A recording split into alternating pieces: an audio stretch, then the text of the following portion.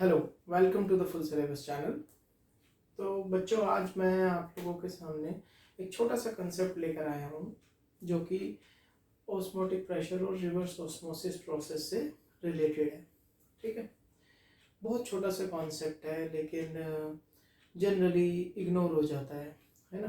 तो पहले थोड़ा सा एक बार ये जान लेते हैं कि ऑस्मोटिक प्रेशर और रिवर्स ऑस्मोसिस का कंसेप्ट क्या होता है, उसको थोड़ा सा शॉर्ट में एक बार रिवाइज कर लेते हैं। ठीक है, तो बेसिकली ऑस्मोसिस और रिवर्स ऑस्मोसिस प्रोसेस में एक चैम्बर हम लेते हैं जिसमें एक तरफ होता है हमारा प्योर सॉल्वेंट, ठीक है, प्योर सॉल्वेंट, और एक तरफ हमारा होता है सॉल्यूशन।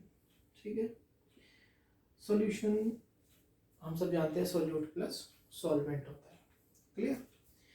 तो अब इधर हमारा सॉल्वेंट है, और सॉल्वेंट मतलब हम यहाँ पर जनरली वाटर प्योरिफिकेशन की बात कर रहे हैं फिलहाल।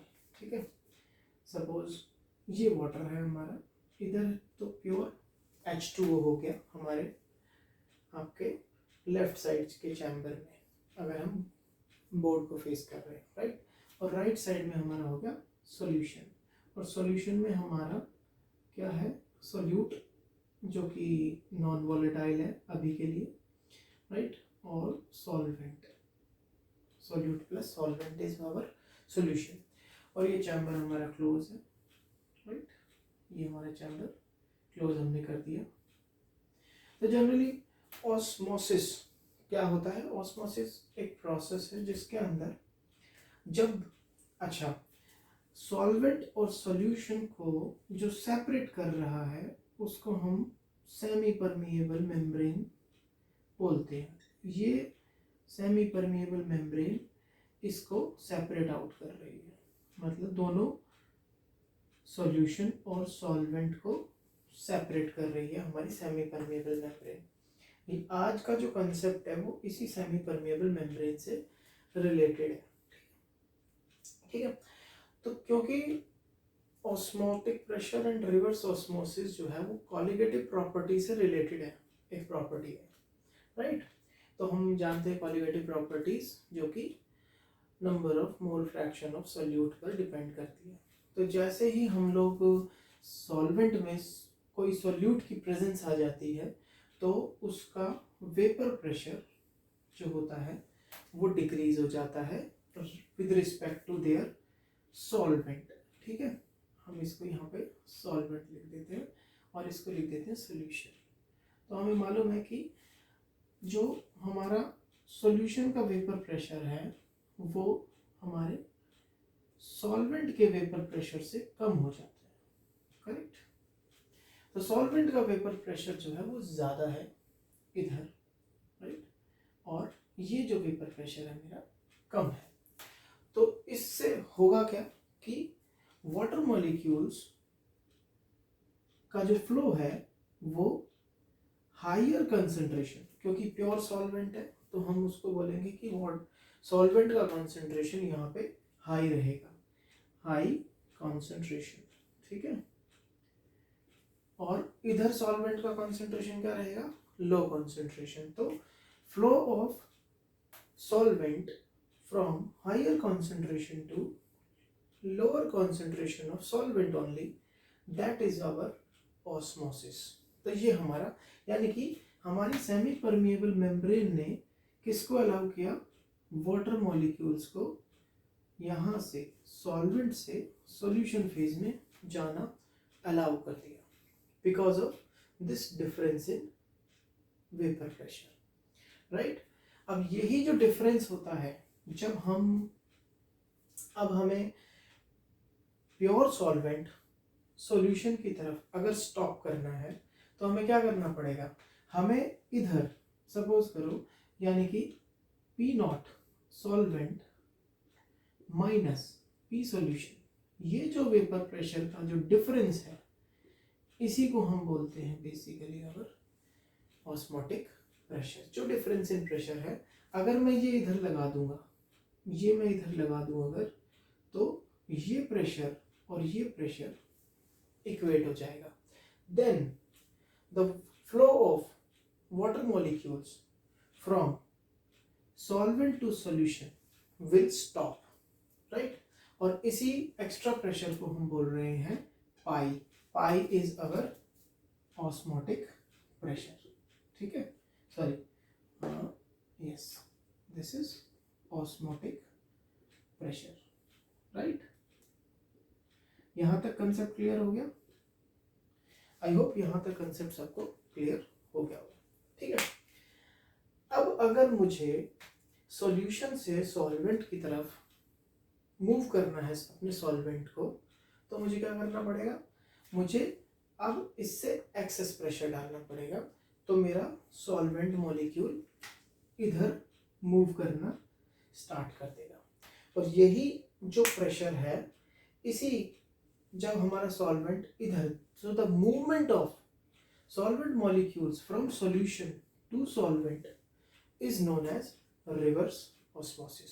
और इसी प्रोसेस के तहत हम लोग किसी भी सॉल्यूशन से अपने सॉल्वेंट को निकाल लेते हैं और अपने यू कैन से कि इसी तरीके से हम प्यूरिफाई कर लेते हैं अपने सॉल्यूशन में से सॉल्वेंट को निकाल के. तो ये बेसिकली रिवर्स ऑस्मोसिस प्रोसेस में हम लोग करते हैं. ठीक है, क्योंकि सॉल्यूशन क्या हो सकता है? Glucose plus water, salt plus water, bacteria plus water और एनी अदर थिंग. तो वो जो भी इम्प्योरिटी है उसको हम यहाँ पर सॉल्यूट कंसीडर कर रहे हैं और वाटर को हम यहाँ सॉल्वेंट कंसीडर कर रहे हैं. तो हमें सिर्फ ड्रिंकिंग वाटर चाहिए, यानी कि only water molecules we need in this chamber, right? तो हम जो भी एक्सेस प्रेशर, अब पाई से ज़्यादा जब एक्सेस प्रेशर डालना शुरू करेंगे तो वाटर मॉलिक्यूल्स यहाँ से इधर मूव करना स्टार्ट कर देंगे. ठीक है, अब मैं आता हूँ जो कंसेप्ट मुझे बेसिकली यहाँ पर डिस्कस करना है. तो ये जो सेमी परमिएबल मेम्ब्रेन बनी हुई है, राइट, जो कि सिर्फ वाटर मॉलिक्यूल्स को लेफ्ट टू राइट और राइट टू लेफ्ट के लिए परमिट कर रही है. तो अभी सेमी परमिएबल मेम्ब्रेन क्या होती है? तो सबसे पहले तो यही समझ लेते हैं कि सेमी परमिएबल का मतलब है, परमिएबल का मतलब जो परमिट करे. तो फुल परमिएबल मेम्ब्रेन जो होती है वो सॉल्यूट को भी अलाउ करेगी जाने के लिए और सॉल्वेंट को भी जाने के लिए अलाउ करेगी, राइट? तो जब सॉल्यूट और सॉल्वेंट दोनों ही आएंगे, राइट, तो यहाँ सॉल्यूट का कंसंट्रेशन ज़्यादा है, यहाँ कम है, तो कंसंट्रेशन ग्रेडियंट के डिफरेंस की वजह से सॉल्यूट इधर उधर आ जा सकेगा और सॉल्वेंट भी मूव करेगा. और तब तक मूव करेगा जब तक कि दोनों की कंसंट्रेशन दोनों चैम्बर में बराबर ना हो जाए. इस प्रोसेस को हम बोलते हैं डिफ्यूजन, राइट? लेकिन हमने यहाँ पर क्या कंडीशन लगाई? Semi permeable membrane. मतलब कि हम यहाँ डिफ्यूजन नहीं करना चाहते. हम यहाँ क्या करना चाह रहे हैं? हम चाह रहे हैं कि सेलेक्टिवली सिर्फ सॉल्वेंट मॉलिक्यूल हमारा मूव करे. तो अब सेमी परमिएबल मेम्ब्रेन सिर्फ वाटर मॉलिक्यूल्स को ही मूव करने दे रही है. क्यों? ऐसा क्यों है? क्योंकि सेमी परमिएबल मेम्ब्रेन पहले तो हम समझते हैं बनी किसकी होती है. जनरली ये बनी होती है हमारी सेलुलोज की. ठीक है, सेलुलोज की है. और जैसे हमारे सेल्स की जो सेल वॉल है वो फॉस्फोलिपिड बाइलेयर की बनी होती है.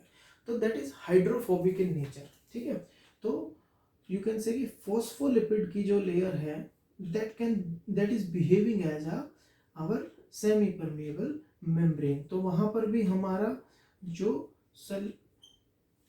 Sodium ion, potassium ion directly pass नहीं कर सकते. उनके लिए भी वहां पर आयन चैनल्स बने हुए हैं, सोडियम पोटेशियम पंप और आयन चैनल्स, यानी कि they can move through only selective process only, right?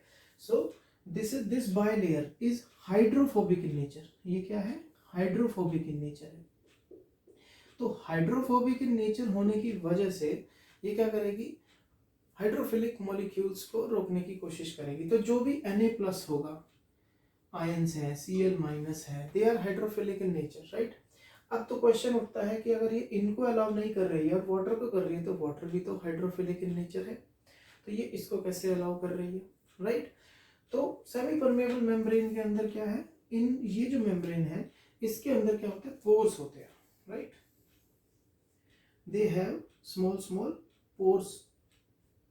और ये हाइड्रोफोबिक इन नेचर है, मूव करने के लिए बहुत सेलेक्टिवली मूव करने देगी, राइट। ठीक है, तो बेसिकली सेमी परमेबल मेम्ब्रेन में दो फैक्टर हैं, एक तो पोर साइज का कि इनके अंदर छोटे छोटे वेरी वेरी स्मॉल पोर्स होते हैं, दूसरा it is made up of phospholipid layer which is hydrophobic in nature. तो दो टर्म्स हैं, एक hydrophobic and small pores, right. तो जो भी ज़्यादा हाइड्रोफोबिक इन नेचर होगा वो उसको सेमी परमेबल मेम्ब्रेन कोशिश करेगी अलाउ करने की, लेकिन अलाउ तभी करेगी जब बहुत स्मॉल होगा उसका साइज, क्योंकि उसे पोर्स में से क्रॉस करना होगा, करेक्ट। तो वाटर के केस में ऐसा नहीं है कि वाटर के लिए वो बिल्कुल ही फ्री हैंड है कि बिल्कुल फटा आएगा वाटर मॉलिक्यूल और क्रॉस कर जाएगा यहाँ से यहाँ और यहाँ से यहाँ, नहीं, उसके लिए भी ऑब्स्ट्रक्शन है। इसीलिए हम क्या कर रहे हैं, एक्स्ट्रा प्रेशर रिवर्स ऑस्मोसिस में और प्रेशर क्रिएट करते हैं ताकि वाटर पास ऑन होना शुरू हो हाइड्रोफोबिक पोर्स में से। एंड वो अब जब मैंने थोड़ा सा और आगे ढूंढा कि पोर साइज में भी कितना मॉलिक्यूल क्रॉस कर सकता है, तो वाटर का जो साइज होता है वो होता है almost 3 nanometer, right, exactly 2.98 nanometer होता है, राइट। तो 3 नैनोमीटर इसका साइज है। और जो इन आयंस का है, जैसे मैंने पर्टिकुलरली सोडियम प्लस को देखा कि इसका साइज कितना है, तो इसका साइज होता है 1 नैनोमीटर अप्रॉक्सीमेटली। तो approximately 1 nanometer size, so it should cross this membrane. तो मेरा यहाँ मैंने सोचा कि चलो इस कंसेप्ट पर थोड़ा और बात की जाए और इस पर एक वीडियो बनाई जाए। तो इसके लिए मैं इस डिस्कशन को करना चाह रहा था कि Na plus being the smaller in size, even if it is not crossing, even then it is not crossing the solute to this solution to solvent phase, right?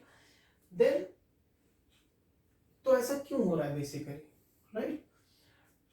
तो होता क्या है बेसिकली कि आयन जो है वो वाटर, क्योंकि ये सॉल्यूशन में है, आयन इज विद वाटर, तो वाटर क्या करेगा, इसको हाइड्रेट कर लेगा, राइट। और हाइड्रेशन हम जानते हैं कि कोई भी आयन अगर हाइड्रेशन हो रहा है तो हाइड्रेटेड आयन साइज, अब ये अकेला तो जाएगा नहीं, अब जब भी जाएगा ये सिंस इट इज हाइड्रेटेड, तो इसका जो हाइड्रेशन स्फीयर है वो इसके साइज में कंट्रीब्यूट करने लगेगा, क्योंकि ये इंटरैक्ट हो रहा है ऑक्सीजन एंड से।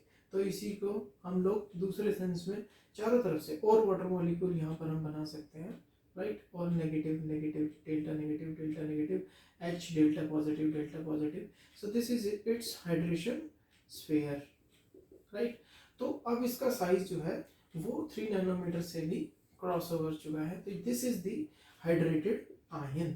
तो ये जो हाइड्रेटेड आयन है ये इसके पोर साइज को क्रॉस नहीं कर पाता, ठीक है ना।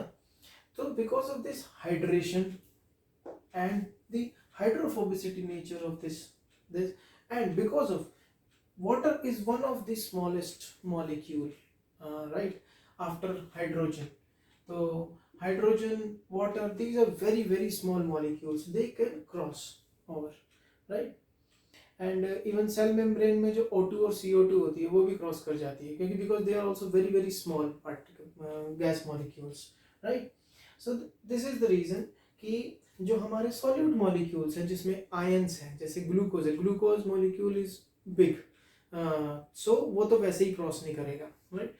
सो आयंस, तो मेरा जो डाउट आ रहा था वो आयंस पे आ रहा था कि मेरे दिमाग में क्वेश्चन ये आया कि सोडियम प्लस Cl माइनस, तो ये तो छोटे छोटे स्मॉल आयंस है, ये क्यों नहीं क्रॉस कर पा रहे।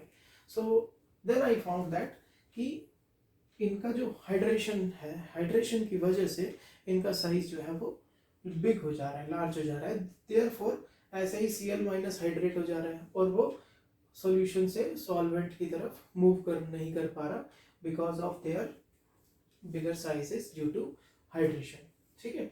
सो ये रीज़न है। तो मैं अपनी डिस्कशन को कंक्लूड करता हूँ कि सेमी परमिएबल मेम्ब्रेन जो है वो हाइड्रोफोबिक इन नेचर है और स्मॉल पोर्स उसके हैं, इसीलिए वो सिर्फ वाटर मॉलिक्यूल्स को ही अलाउ कर रही है अपने सॉल्यूशन से सॉल्वेंट की तरफ आने के लिए। ठीक है, सो आई होप आज एक छोटा सा कंसेप्ट आपका और क्लैरिटी आपको देगा इन इस ऑस्मोटिक प्रेशर और रिवर्स ऑस्मोसिस की कॉलिगेटिव प्रॉपर्टीज को पढ़ने में। ठीक, ओके, थैंक यू।